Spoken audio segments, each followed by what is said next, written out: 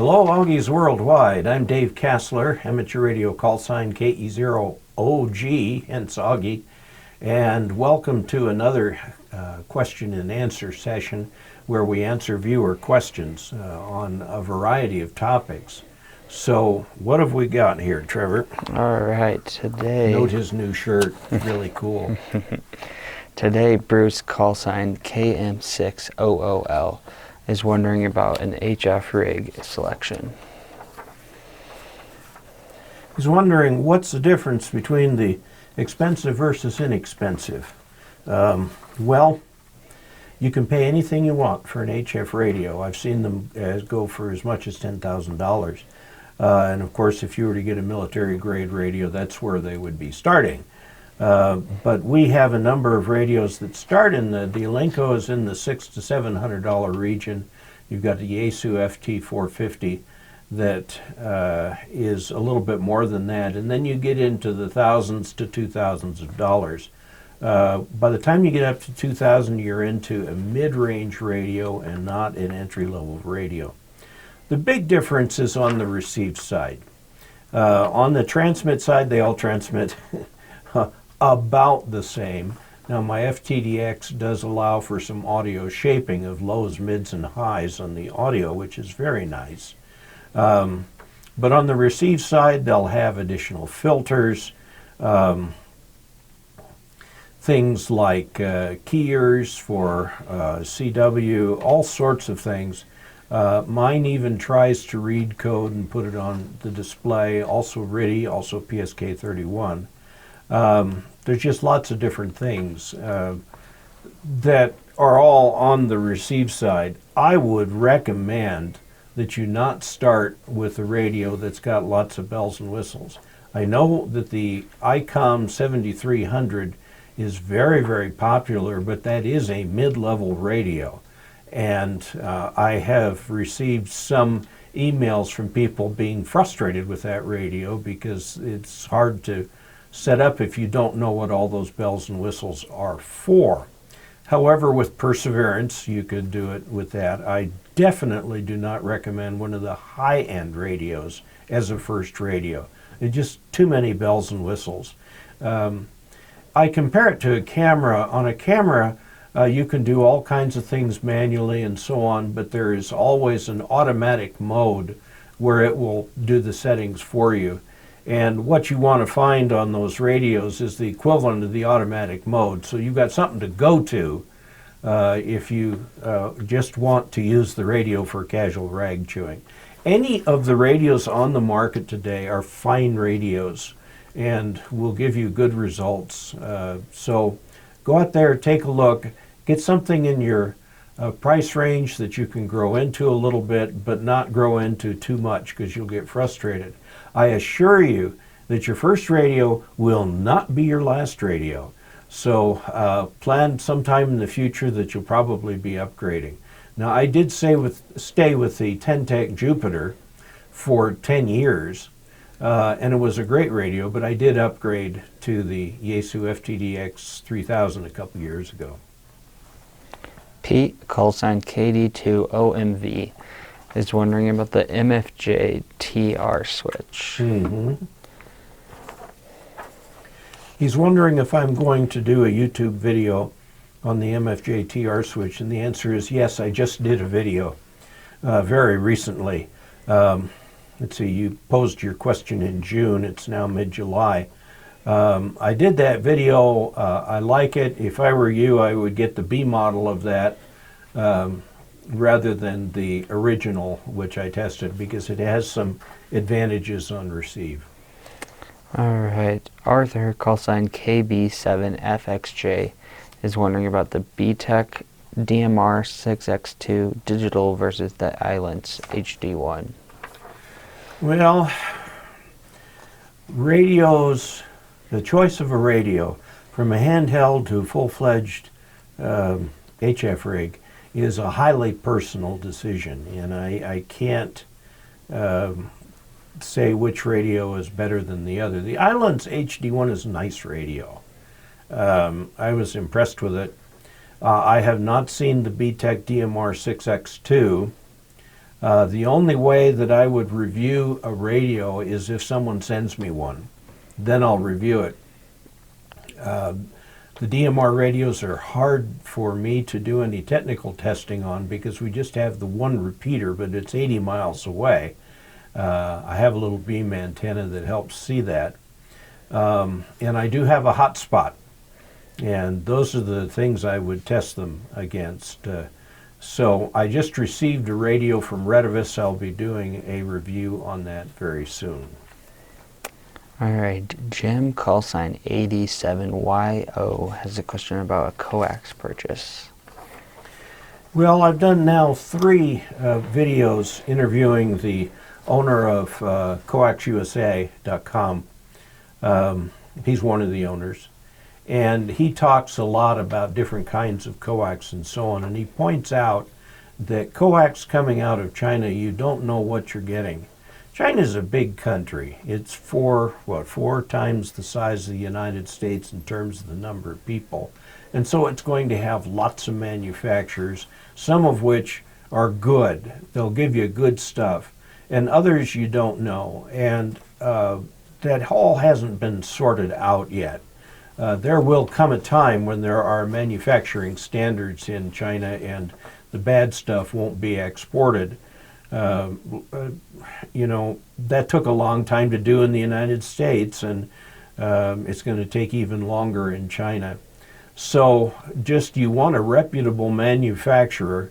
Belden, B-E-L-D-I-N, is the reputable manufacturer in the United States, along with Times Microwave. With Belden, you can get all different kinds of cable. They're a very reputable manufacturer. There are some outright counterfeits coming in from China that say Times Microwave LMR 400 that aren't. I was helping a guy with the coax, putting try to put a connector on some LMR 400 coax, and the center lead kept just breaking on me. And I finally figured out, after looking at it very, very closely, that we were dealing with counterfeit coax. And that was the reason. The center lead was made of a metal that was very brittle. I finally did manage to put a connector on it, so we'll see how that works, how well that works, how long that works. Callsign KE7UYC has a question about his software-defined radios. Okay, he was watching a guy have a bit of trouble with his ICOM 3000. 7300, not 3000. 3000 is my radio. The ICOM 7300, the problem with the 7300 is that it is a sophisticated radio. And it's got all those displays where you can look at the waterfalls or the spectrum display and so on. And it takes some knowledge and perseverance to set those up. If you're thinking about upgrading to a software-defined radio like the 7300, just be prepared for a brave new world of new vocabulary, many different functions, lots of things that can happen with the radio. It is a very sophisticated radio. But if you already have experience with HF, you can learn how to put the 7300 into what I call the automatic mode, where it just acts like a regular single sideband radio, and then start playing with all the features. I've had my Yaesu FTDX 3000 radio for 2 or 3 years now, and I'm still discovering new features. I have not explored the limits of that radio. I know there are new things that I can do, and I look at them from time to time, and some of them I think are beyond my skill level, so I just leave them off and don't worry about them. Leo, callsign KG6WNI, is wondering about the Cobra ultralight antenna. He's putting up the 1788 loop and would like to know what I think of the Cobra ultralight antennas. And the answer is I don't know. I know nothing about that particular antenna. Cobra is a CB brand name. and they may be trying to push into ham radio with some of their antennas, which is fine. I would tend not to believe outlandish claims. I'm always leery of some antenna that says that it tunes all bands and doesn't need radials and stuff like that. That actually takes a fairly sophisticated antenna. I would learn about it the same way you would, which is to look it up on the internet and check out the reviews on eham.net/reviews and see what you can find out about the antenna. Joe has a question about an antenna recommendation. Well, Joe here is going wisely with the IC7100 for his first radio because of ease of use, multiband, and so on. Is there a reasonable multiband antenna he can start out with? Maybe only for receive because he's not yet licensed. Well, I have made the assertion many, many times, and I repeat it now, that you should not purchase any equipment until you have passed your tests. I have seen too many people get enthused about it, spend a lot of money on sophisticated equipment, and then never get the license. And they end up with a bunch of stuff that they can't really use. Now he wants something he could put up on his motor home that would be great, as that will be a summer shack. I would suggest one of the antennas designed for portable use, specifically the buddy pole, would be one that you can look at. It is a multi-band antenna, but you have to move taps when you change bands. But the nice thing about that compared to the loop is the loop needs constant adjustment because it has such a very narrow frequency range, whereas the buddy pole will cover most of the band without having to readjust it. So you can put that outside the motor home, and then inside you've got your radio. Get your license. Michael, call sign KD4MAA, has a question about good pricing on VHF, UHF, and HF. What would be a good but cheap VHF, UHF, HF for technicians? Well, there's a couple rigs that cover everything. DC to daylight, we call them. Yaesu has some. It has one that's QRP that covers everything. And it has one that's 100 watts that covers everything. They're very small radios. And wanting to dip into D-Star, what can be cheap? Well, you have to go with the manufacturer that uses the D-Star. The D-Star is not universally done. You've got to get the right manufacturer for it.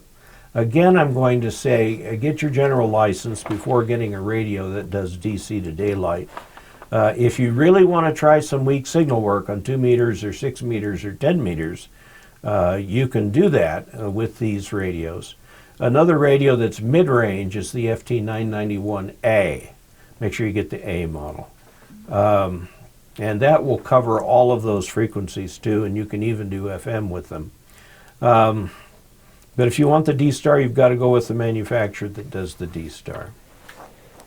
Okay, Martin, call sign KN4MNA, just has a question about equipment recommendations. Okay, let's take a look. He's got a dual band handy-talkie radio, okay. If you want to go to the next level, what equipment and what bands would you recommend? And he's frustrated because he thinks ham radio is awful complex, and a ham could lose interest through frustration, and some do. Too many do. You need an Elmer, somebody that you can go to who's very enthusiastic about ham radio, will answer your questions and will not call your questions dumb. And so my first recommendation to you is to persevere. Keep hanging in there. There is the challenge of overcoming problems. I would suggest a couple things. One, upgrade to general class. You can get radios that I'm just talking about, DC to daylight, cover all kinds of things, do lots of fun stuff on HF. And if you get one of those radios, try weak signal modes. Those are modes other than FM on 6 meters and 2 meters and 440, like single sideband, Morse code. I've seen a lot of activity recently on 6 meters on FT8, and you need one of those DC to daylight radios to do that. You could try satellite or APRS. There's lots of different things to do with your FM radio. You can do packet radio. So many different things to try. Don't give up. So thank you very much for watching. I would ask you to go to dcasler.com/support. You'll find the tip jar there, also Patreon, also a bunch of cool links to Amazon that you can use, for which I'll get a little bit of a finder's fee, even though you don't have to pay any more. It's a great way to go. I really appreciate your support. It allows me to do things like pay Trevor and do all the stuff we need to do to keep on the internet. Cameras, sound equipment, things like that. Thank you for your support. Thank you for being an Augie. And until next time, 73.